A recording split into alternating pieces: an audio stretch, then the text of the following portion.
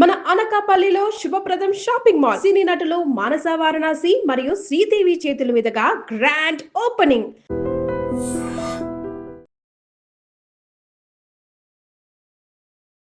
సినీ ప్రపంచంలో ఎంతోమంది తారలు ఉంటారు.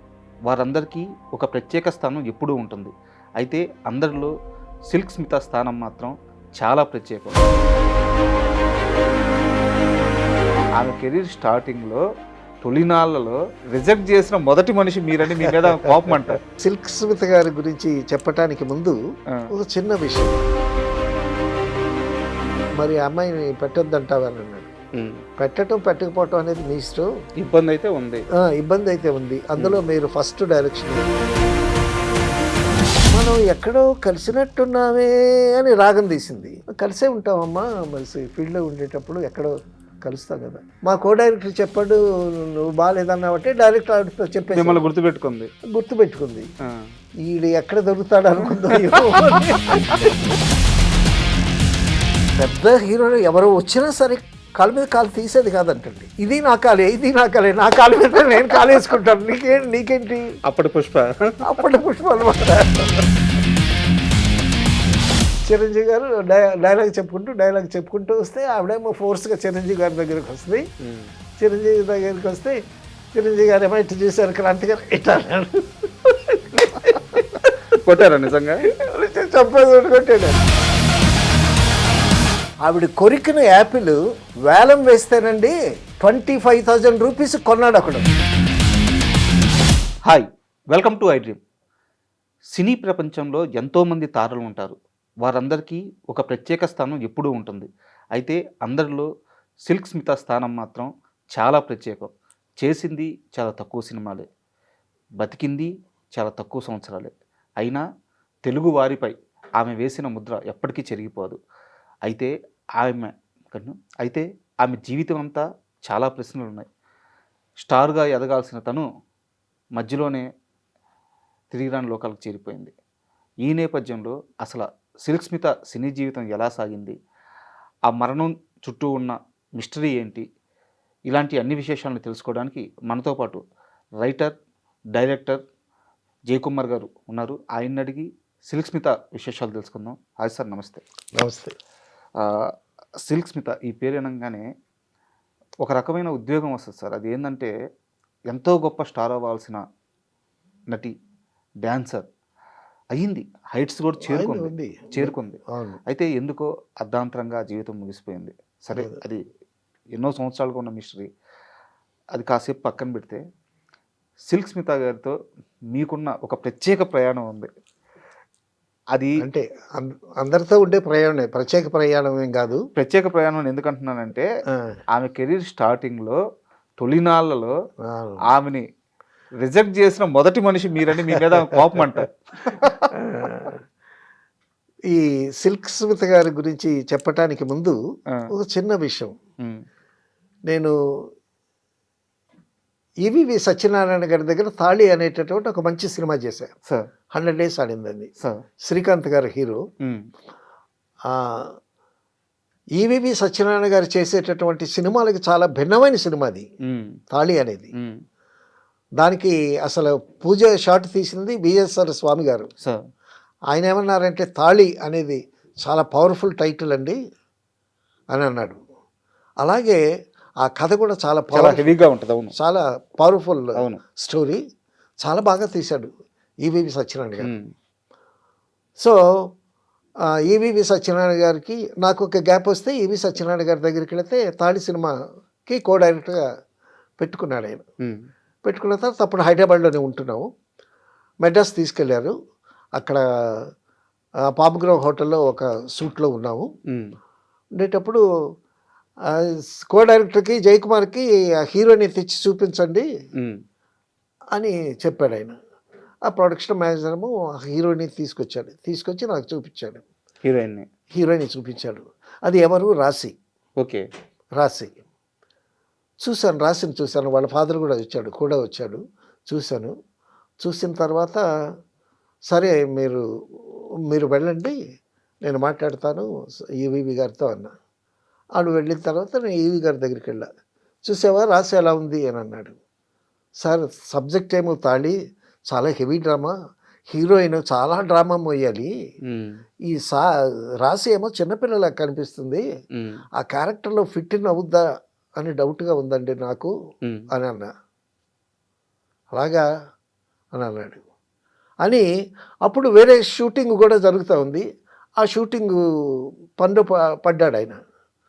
తర్వాత కొద్ది రోజులకి రాసి అక్కర్లేదు అని అన్నాడు ఈవీవి గారు అనేటట్టు విషయం నాకు తెలిసింది. ఓకే. సో ఈ విషయం ఏమో రాశి ఫాదర్కి తెలిసింది, రాశి కూడా తెలిసింది. వాళ్ళేమో వచ్చారు. వాళ్ళు వచ్చి sir sir sir sir sir అది ఇది అని అంటున్నారు. ఏంటమ్మా అని అంటే, లేదు మీరు ఈవీవి గారితో ఏదో చెప్పారంట, క్యారెక్టర్ సూట్ అవ్వలేదంట. నాకు అదేం లేదమ్మా, ఆయన డిస్క్రిప్షన్ అది, ఆయన పెట్టడం అన్నా తీసేయటం అయినా ఆయన చెప్తారు, మేము నిమిత్త మాత్రం అది అది ఇదని ఏదో మొత్తానికి తప్పించుకున్నాం. సో నా వల్ల ఒక సినిమా మిస్ అయింది. ఇది చిన్న సంఘటన. పోతే మరొక సినిమా రక్తబంధం అని చిరంజీవి గారి హీరో. ఆ సినిమాలో ఆలూరి రవి అని డైరెక్టర్, వాళ్ళు తెనాలి వాళ్ళు. ఈ ఆలూరి రవి అతను కూడా తెనాలి. వాళ్ళు ఫస్ట్ డైరెక్షన్ ఛాన్స్ ఇచ్చారు ఇతనికి, ఆలూరి రవికి. నిర్మాతలు వాళ్ళు రీకో ఫిలిమ్స్ వాళ్ళు. మెడ్రాస్లో మంచి బిజినెస్లో సెటిల్ అయ్యి వెల్ ఆఫ్గా ఉన్నారు. ఇతనికి డైరెక్షన్ ఇచ్చారు. ఇచ్చిన తర్వాత చిరంజీవి గారు, ప్రసాద్ బాబు, చాలామంది కాస్టింగ్ ఉన్నారు. ఒక హీరోయిన్గా ఒక ఆర్టిస్ట్ని సెలెక్ట్ చేశాడు. ఆ రోజు షూటింగ్కి వెళితే, నువ్వు షూటింగ్ అక్కర్లేదు, మేము చూసుకుంటాము, ఒక అమ్మాయి వస్తుంది, ఆ అమ్మాయిని కాస్త డైలాగ్ ప్రాక్టీస్ ఇయ్యి అది ఇదని చెప్పాడు. చెప్తే సరే అని చెప్పాను నేను. సరే నేను ఆ పక్కన గదిలో కూర్చొని అమ్మాయికి డైలాగ్ ప్రాక్టీస్ 10:30 నుంచి 12:30 వరకు డైలాగ్ చెప్తున్నాను. నాకు సాటిస్ఫాక్టరీగా లేదు అమ్మాయి. తర్వాత డైరెక్టర్ ఫ్రెండ్ ఆలూరి రవి అని ఆయనతో చెప్పా, ఏమండి అమ్మాయి బాగలేదు, డైలాగులు కూడా బాగలేవు, ఎక్స్ప్రెషన్స్ కూడా రావట్లేదు, భాష కూడా సరిగ్గా రావటం లేదు, అమ్మాయి పెద్దగా చదువుకున్నట్లేదు, సో మరి అమ్మాయిని పెట్టొద్దంటావా అని అన్నాడు. పెట్టకపోవటం అనేది మీ ఇష్టం, ఇబ్బంది అయితే ఉంది. అందులో మీరు ఫస్ట్ డైరెక్షన్, మరి తెనాలి వాళ్ళు మీరు ఒకటి, సో తర్వాత మీకు ఇబ్బంది అవుతుందేమో ఫ్యూచర్లో అది ఇది అని చెప్పాను నేను. సో మొత్తానికి ఆ అమ్మాయి మీద ఆయనకి ఎందుకు ఇంట్రెస్ట్ ఉందో తెలియదు నాకు. మొత్తానికి ఆ అమ్మాయిని తీసేశాడు. ఆ అమ్మాయి సిల్క్ స్మిత, ఆ డైలాగ్స్ నేర్పించిన అమ్మాయి. ఆ అమ్మాయి అమ్మాయికి అప్పటి సిల్క్ స్మిత్ అని పేరు లేదు, ఏదో పేరు ఉంది. అది అయిపోయింది. మొత్తానికి ఆ సినిమా తీసాము, రిలీజ్ చేసాము, అంతా అయిపోయింది వేరే హీరోయిన్తో. సో ఆ సినిమాలు మేము విశ్వనాథ్ గారితో, బాపు గారితో, కోదండరామరెడ్డి గారితో నా జర్నీ సాగుతూ ఉంది. తర్వాత చిరంజీవి గారు ఒక సినిమా, క్రాంతి గారి డైరెక్షన్, సొంత సినిమా, క్రాంతి చిత్ర బ్యానర్ మీద అగ్నిగుండం అని ఒక సినిమా చేసాం. క్రాంతి గారి ఫస్ట్ డైరెక్షన్ సినిమా. ఆ సినిమాలో ఒక సాంగ్ ఉంది. ఆ సాంగ్ ఎవరు చేయాలి? అప్పటికి సిల్క్ స్మిత ఆ సాంగ్ చేయాలి. అప్పటికి స్టార్ అయిపోయింది ఆ అమ్మాయి. స్టార్ అయిపోయింది. షూటింగ్కి వచ్చిందండి. షూటింగ్కి వచ్చి కూర్చున్నది, కాళ్ళ మీద కాలు కూర్చున్నది, ఏదో తాగుతూ నన్ను ఇట్ట చూస్తే నేనేమో ఫైల్ పట్టుకొని, నేను కూడా అమ్మాయిని చూస్తే, నేను ఫైల్లో ఏదో సాంగ్ ముందు లీడ్ సీన్ ఒకటి ఉంటుంది, ఆ లీడ్ సీన్ ఆ డైలాగ్లో చూసుకుంటున్నాను నేను. తర్వాత మళ్ళీ అటు చూస్తే మళ్ళీ నన్నే స్ట్రేట్ చేస్తూ ఉంది. అలాగే 2-3 సార్లు చూసింది. నన్ను చూసి ఇలా ఉంది అనేసరికి నేను తలకాయ పక్కన తిప్పుకొని మళ్ళీ ఫైల్లో దృష్టి పెట్టా. మళ్ళీ చూసరికి ఇలా ఉంది. నేను వెళ్ళకపోయేసరికి అసిస్టెంట్ చేత కబురు పెట్టింది. సరే మరి అమ్మాయి స్టారు, మరి వెళ్ళాలి, సాంగ్ ముందు లీడ్ సీను, ఆ సీన్ ఏమిటో డైలాగులు ఏమిటో చెప్పాలి ఆవిడకి. సరే వెళ్ళాను. అమ్మా ఏంటమ్మా అంటే నన్ను చూసి, మనం ఎక్కడో కలిసినట్టున్నామే అని రాగం తీసింది. కలిసే ఉంటామమ్మా, మరి ఫీల్డ్లో ఉండేటప్పుడు ఎక్కడో కలుస్తాం కదా, ఎక్కడ కలిసాము అని అంది. అని అంటే ఏదో సినిమాలో కలిసాము. గుర్తులేదా మీకు అని అంది. రక్తబంధం అని చిరంజీవి గారి సినిమా అప్పుడు కలిసాను. మరి కలిసాం కదా, మరి గుర్తులేదంటారేంటి అని రాగాలు తెస్తుంది. అంటే అప్పుడు కాదన్నామని తర్వాత తనకు తెలిసింది ఏంటంటే, మా కో డైరెక్టర్ చెప్పాడు నువ్వు బాగాలేదన్నావంటే డైరెక్టర్ ఆవిడతో చెప్పేసి గుర్తుపెట్టుకుంది. ఈడు ఎక్కడ దొరుకుతాడు అనుకుందో అని దొరికాను కదా ఇక్కడ టీచ్ చేస్తుంది. సరే ఆవిడేదో మాట్లాడుతుంది, నేనేదో మాట్లాడుతున్నాను. సిల్క్ స్మిత్తో మాట్లాడటం క్రాంతి గారికి ఇష్టం లేదు. రావయా అని అన్నాడు. వెళ్ళా. ఏంటి దాంతో అంతసేపు మాట్లాడుతున్నావు ఏంటి అని అన్నాడు. అని అంటే ఇంతలోకి చిరంజీవి గారు వచ్చారు. ఏంటంటే ఏమైంది అని అంటాడు. ఏం లేదు అన్నగారు, చిరంజీవి గారితో చెప్పాను నేను, ఫలానా సినిమాలో రక్తబంధ సినిమా మనం చేసాం కదంటే, మీరు హీరోగా చేసాం కదా, అప్పుడు డైరెక్టర్ ఆలూరి రవి ఈ అమ్మాయి మీద ఇంట్రెస్ట్తో అమ్మాయిని సెకండ్ హీరోయిన్గా పెడదామని చెప్పాడు. నన్ను డైలాగ్ ప్రాక్టీస్ ఇవ్వమన్నాడు. ప్రాక్టీస్ ఇచ్చాను నేను. ఆ సాటిస్ఫాక్షన్ లేదని చెప్పాను. ఆ అమ్మాయిని తీసేసాడు. సో దానికి అమ్మాయి ఆ సినిమా మిస్ అవడానికి నేను కారణమని ఆవిడకి తెలిసి ఇప్పుడు నన్ను పట్టుకొని ఎప్పుడు సంగతో పట్టుకొని నన్ను టీచ్ చేస్తుందండి అని అన్నా. అనేసరికి ఇది ఇలా ఉందా. ఆ సాంగ్ ముందు లీడ్ సీన్ ఏంటంటే సిల్క్ స్మిత్ని చిరంజీవి గారు కొడతాడు. ఓకే, కోయిన్సిడెన్స్ చూడండి. అప్పుడు అన్నగారు మరి ఇలా టీచ్ చేస్తుందండి నన్ను, ఏం చేస్తాను నేనేం చేస్తాను, డైరెక్టర్ చెప్పిందే నేను చేశాను. అమ్మాయి డైలాగ్ ప్రాక్టీస్ ఇవ్వమన్నాడు, ప్రాక్టీస్ ఇచ్చాను. బాగుందా లేదా అని అడిగాడు నన్ను. బాగాలేదు, I'm not happy with your dialogue అని చెప్పాను. డైరెక్టర్ తీసేశాడు. నాది తప్పేముందండి అన్న. కరెక్టే, నువ్వు కరెక్టే, ఉండులే అని అన్నాడు చిరంజీవి గారు. అప్పుడు చిరంజీవి గారు చాలా సరదాగా ఉండేవాళ్ళు. ఆ బిగినింగ్లో క్రాంతి కుమార్ సినిమా శాఫందర్తో చాలా సరదాగా ఉండేవాడు అప్పుడు. తర్వాత ఆయన పెరిగిపోయాడు. ఆయన చుట్టూ ప్రొడ్యూసర్లే డైరెక్టర్లు. మాకు ఎక్కడ అవకాశాలు ఉంటాయి? ఎక్కడైనా షూటింగ్ దగ్గర కనిపించినప్పుడు హాయ్ జయ అంటాడు. ఆ పలకరింపులు, ఆ చిలకరింపులు అవన్నీ అలాగే ఉన్నాయి. ఇప్పుడు కూడా కనిపించిన ఒక్కోసారి హాయ్ జయ అంటాడు, హాయ్ కుమార్ అని అంటాడు. గర్ల్ ఫ్రెండ్ని పిలిచాడు ఇట్లా హాయ్ జయ అంటాడు. అలా సరదాగా ఉండేవాడు ఆయన. సరే నేను చూసుకుంటానులే అన్నాడు. సరే క్రాంతి గారు కూడా నవ్వారు. ఆవిడ ఏంటి సిల్క్ స్మిత కాలు మీద కాలేసుకొని స్టైల్గా కూర్చుని, పెద్ద హీరోలు ఎవరు వచ్చినా సరే కాలు మీద కాలు తీసేది కాదంటండి. ఎందుకంటే ఇది నా కాలే నా కాలు మీద నేను కాలేసుకుంటాను, నీకేంటి. అప్పటి పుష్ప అనమాట. నిజంగా పుష్ప అండి. పుష్పమే అమ్మాయి. అమ్మాయి కళ్ళు, అమ్మాయి ఫేసు, అమ్మాయి ఆ ఫేస్లో ఉండేటువంటి గ్లో అసలు చూస్తేనండి ఫోటోగ్రఫీలో ఎంత అందంగా ఉండేదో. తర్వాత అమ్మాయి కళ్ళలో ఒక మ్యాజిక్ ఉందండి. ఆ మ్యాజిక్కే పడిపోయారు అందరూ. పెద్ద నటి కాదు, బట్ క్లోజప్ తీస్తే మాత్రం భలే ఉంటుంది. ఏంటి కమల్ హాసన్తో తమిళ్లో సినిమాలు ఏమి ఎంత అద్భుతంగా చేసింది, ఎంత స్టార్ అక్కడ. సరే అదే పక్కన పెడితే, సరే నేను చేసుకుంటాను తమ్ముడు అన్నాడు చిరంజీవి గారు. నేను చూసుకుంటాను అన్నాడు. అన్న తర్వాత కాలు మీద కాలేసి కూర్చుంటుంది అని క్రాంతి గారికి కూడా. క్రాంతి గారు చాలా అద్భుతమైన ప్రొడ్యూసరు, లెజెండరీ డైరెక్టర్, బ్రహ్మాండమైన డైరెక్టరు. ఎంత అద్భుతమైనటువంటి సీతారామయ్య గారి మనవరాలు అనేటువంటి గొప్ప సినిమా, హీరో హీరోయిన్ డ్యూట్ లేకుండా సినిమా తీసి 100 days ఆడించాడు. నాగేశ్వరరావు గారితో విగ్గు పెట్టుకోకుండా మీరు యాక్ట్ చేయాలి అని కండిషన్ పెట్టి నాగేశ్వరరావు గారితో యాక్ట్ చేయించాడు. అంత స్ట్రాంగ్ హిజే. ఆయన MA LLB లాయరు.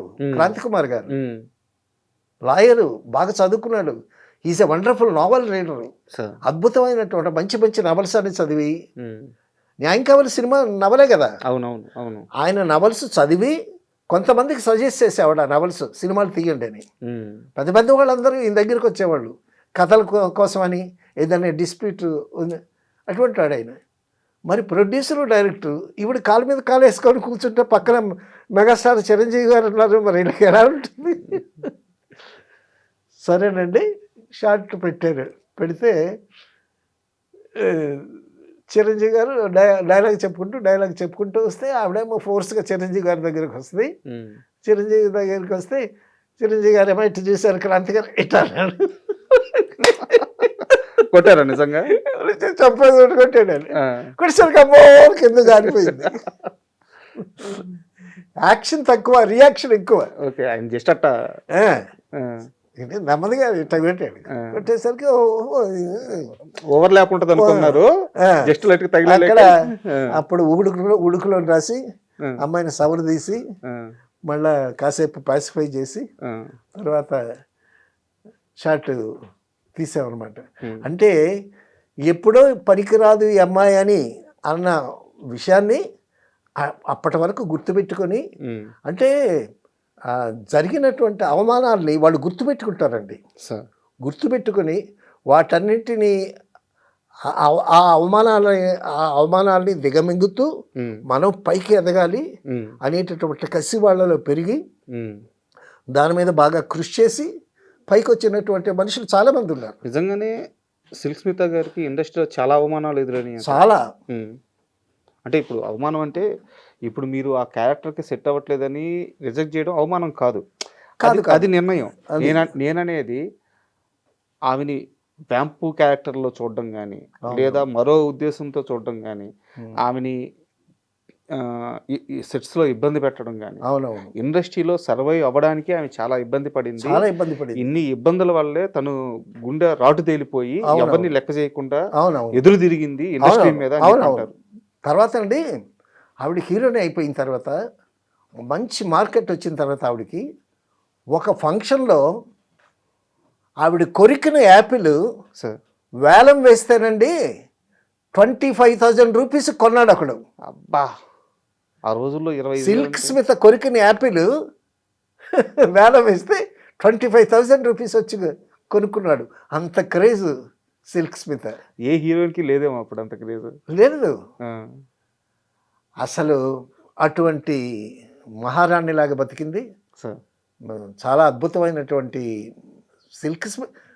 అరే డిస్ట్రిబ్యూటర్స్ అడిగారు అండి, సిల్క్ స్మిత్ ఉందా సినిమాలో, డాన్స్ ఉందా అని.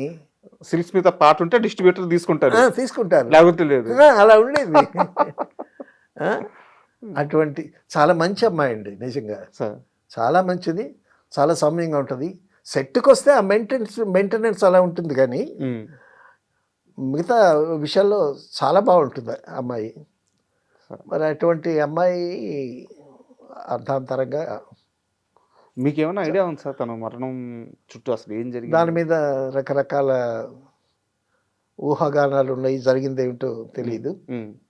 ఆవిడ ఆత్మహత్య చేసుకుందని కొందరు అంటారు, ఆత్మహత్య చేసుకునేటప్పుడు ఏదో లెటర్ రాసిందని అంటారు. ఆ డాక్టర్ ఎవరో ఒక అతనే ఆవిడ మరణానికి కారణమని కొందరు అంటారు.